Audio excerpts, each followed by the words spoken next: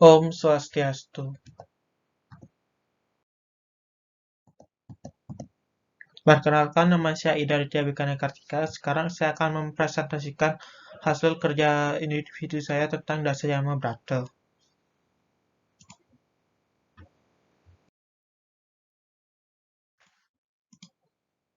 Dasa Yama Brata.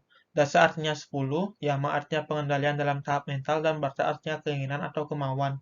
Jadi Dasa Yama Brata artinya 10 macam pengendalian keinginan dalam tahap mental untuk mencapai kesempurnaan hidup. Berikut bagian-bagian dari Dasa Yama Brata.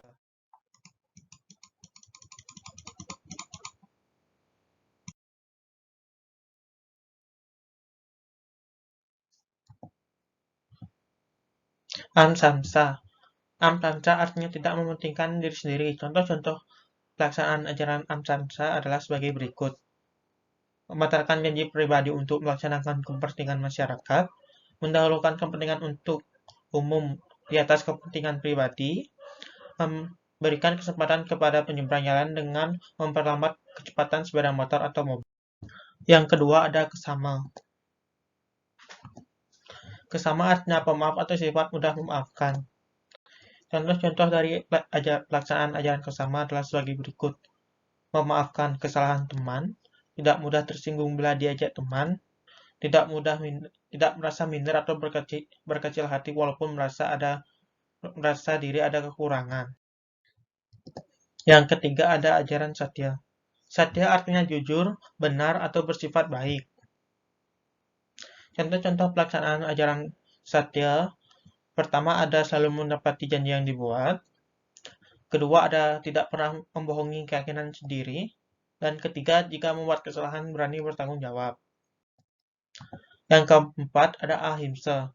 Ahimsa terdiri dari kata a yang berarti tidak dan himsa yang berarti membunuh atau menyakiti, sehingga ahimsa berarti tidak membunuh atau menyakiti.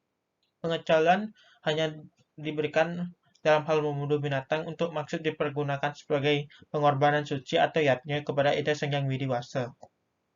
Contoh pelaksanaan ajaran ahimsa. Tidak membunuh binatang sembarangan, tidak meracuni hewan, tidak mengganggu hewan yang sedang tidur, dan tidak menfitnah. Yang kelima ada dhamma. Dhamma berarti mengendalikan sifat nafsu atau mengalahkan nafsu. Dhamma juga berarti mengendalikan diri atau mengendalikan nafsu. Berikut contoh ajaran pelaksanaan dhamma. Menyadari perbuatan, perkataan, dan perbuatan kita yang keliru. Memikirkan terlebih dahulu akan perkataan yang akan diucapkan. Sebelum tidur, renungkanlah perbuatan yang telah kita lakukan sebagai evaluasi harian. Yang keenam ada ajarwa. Ajarwa berasal dari kata arja yang berarti teguh berpendirian. Ajarwa juga artinya mempertahankan kebenaran. Contoh-contoh pelaksanaan ajarwa adalah seperti berikut. Jangan mengaku atau merasa diri paling benar. Katakanlah yang benar adalah benar dan yang salah adalah salah. Berpijaklah pada kebenaran walaupun banyak godaan. Dan orang yang mempertahankan kebenaran akhirnya adalah yang akan menang. Yang ketujuh ada priti. Priti berarti kasih sayang kepada semua makhluk hidup. Contoh-contoh pelaksanaan ajaran priti seperti berikut.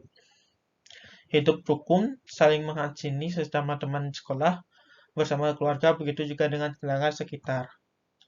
Memelihara hewan yang dipelihara dengan baik, dan rajin merawat dan memupuk tanaman dan sebagainya. Kedelapan ada prasada. Prasada artinya tenang, bersih, dan suci.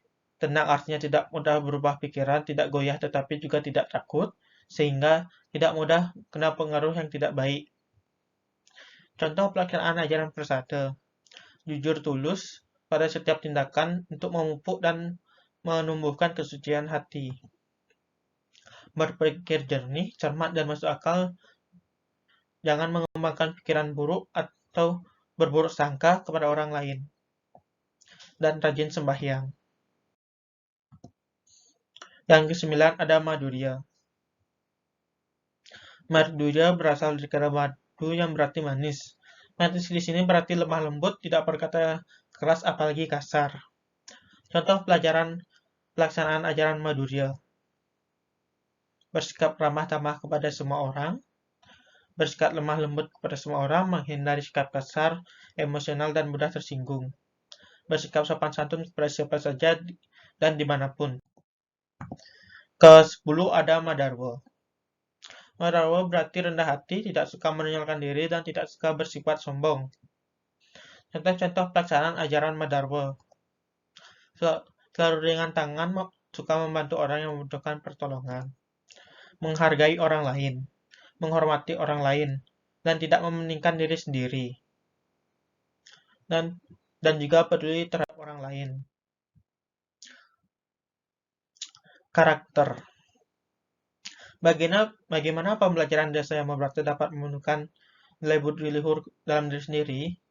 Jadi dengan kita mempelajari Dasa Yama Brata dapat meningkatkan sosial kita kepada orang lain dan membuat citra kita kepada orang lain itu sangat bagus dan bisa membantu kita bila ada kesusahan di kemudian hari yang bisa membuat orang-orang di sekitar kita membantu kita. Berikut presentasi dari saya. Om Santi Santi Santi Om.